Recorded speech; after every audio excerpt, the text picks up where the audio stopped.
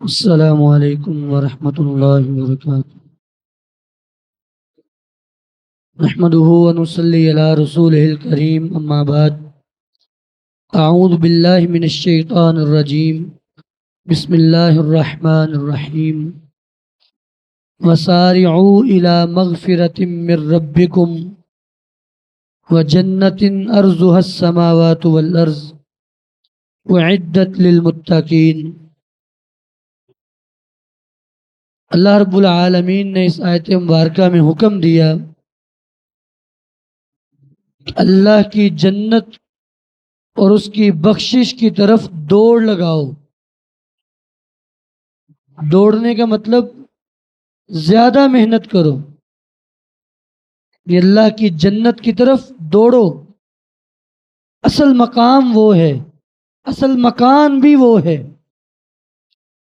تو جنت کے حوالے سے اجمالی احادیث ان کا ذکر جاری ہے۔ پہلی حدیث حدیث قدسی ہے۔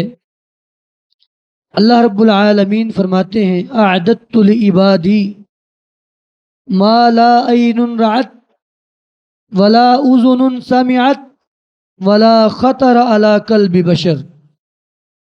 میں نے اپنے بندوں کے لیے ایسی جنت تیار کی ہے کہ اس جیسی جنت کا تذکرہ نہ پہلے کبھی کسی کان نے سنا، نہ کسی آنکھ نے دیکھا، اور نہ ہی وہ کسی کے خیال میں آ سکتی ہے۔ یعنی ایسا وہ باغ ہے، اس کا حسن ایسا ہے کہ انسان اپنے تصور میں بھی نہیں لا سکتا۔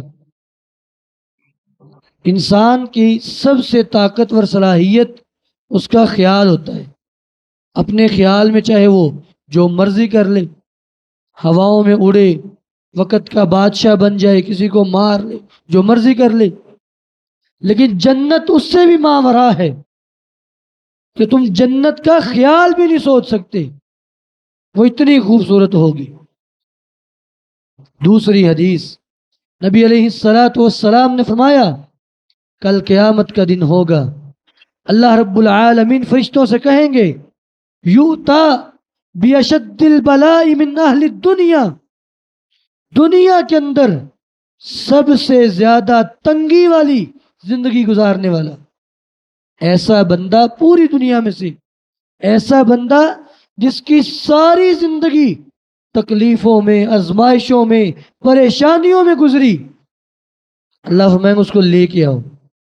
لایا جائے گا، اللہ تعالیٰ فرشتوں سے کہیں گے اس بندے کو لے جاؤ اور جنت کا ایک چکر لگوا کے لاؤ۔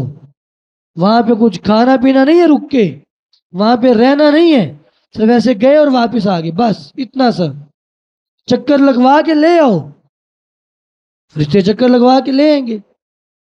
اللہ تعالیٰ اس بندے سے پھر سوال کریں گے: میرے بندے بتاؤ، ہل رأیت شرا قط، کبھی زندگی میں کوئی تکلیف پریشانی دیکھی ہے؟ وہ کہے گا: ما رأیت شرا قط یا رب، اللہ میں نے زندگی میں کبھی کوئی پریشانی نہیں دیکھی۔ ابھی اس نے کچھ وہاں پہ کھایا نہیں ہے، ابھی کچھ وہاں سے پیا نہیں ہے، ابھی وہاں پہ نعمتیں استعمال نہیں کی، بس ایک نظر دیکھ کے آ گیا، ساری پریشانیاں بھول گیا۔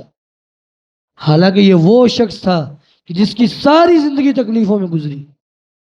اور اس کے برعکس فرمایا کہ یؤتا بانعم اہل الدنیا، پوری دنیا میں سے سب سے زیادہ ناز و نعمت میں زندگی گزارنے والا اس کو لایا جائے گا۔ اللہ فرمائے گا اس کو لے جاؤ اور جہنم کا ایک چکر لگوا کے لے آؤ، بس کہ جہنم دیکھ لے آؤ اس کو۔ فرشتے لے جائیں گے، چکر لگوا کے لے آئیں گے۔ اللہ پوچھیں گے: میرے بندے، ہل رأیت خیرا قط، کبھی زندگی میں کوئی خیر دیکھی ہے؟ کبھی کوئی ناز و نعمت دیکھی ہے؟ کہے گا: نہیں اللہ، مجھے تو پتہ ہی نہیں نعمتیں ہوتی کیا ہیں۔ وہ ایک چکر سے ساری نعمتیں بھول جائے گا۔ تو اس حدیث سے بھی یہ اندازہ کیا جا سکتا ہے کہ جنت انتہا ہے، انسانی لذت کے، انسانی نعمت کے حصول کی انتہا جنت ہے۔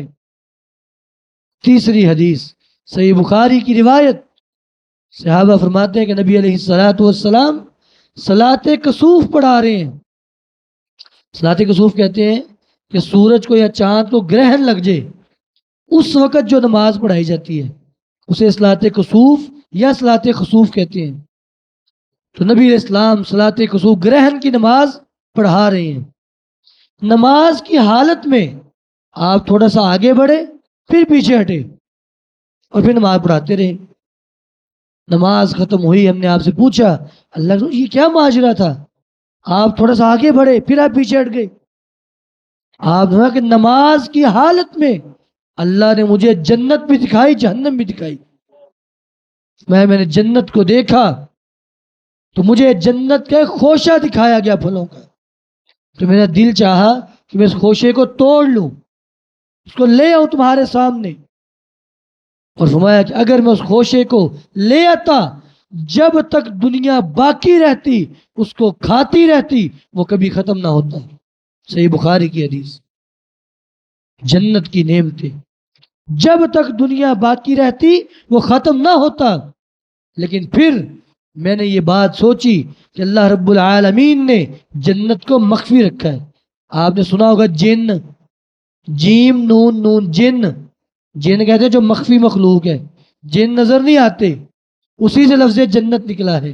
آخر میں تا مبالغے کی ہے، یعنی جو انتہا درجے کا باغ ہے لیکن چھپا ہوا ہے، مخفی ہے، ابھی اللہ نے بھی اس کو ظاہر نہیں کیا۔ اس وجہ سے پھر میں پیچھے ہٹ گیا کہ چلو ابھی رہنے دو اس کو۔ تو میرے بھائیوں، جنت کے حصول کے لیے ہماری محنتیں اور کوششیں ہونی چاہیے۔ اللہ ہمیں عمل کرنے کی توفیق عطا فرمائے۔ الحمد للہ رب العالمین۔